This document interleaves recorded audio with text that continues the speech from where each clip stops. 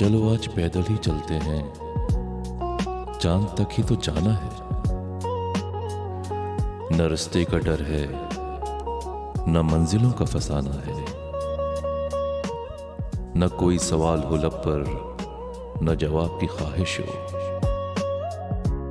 सिर्फ तेरी बातें हो साथ और चांद तक ये जाना है।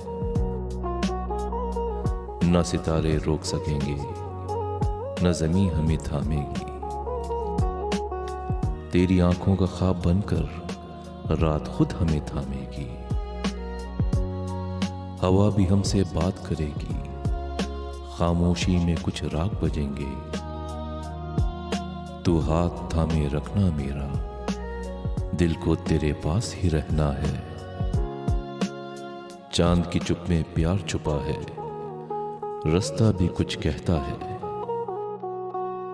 तेरे साथ जो चल रहा हूं, अब हर फासला सोना है।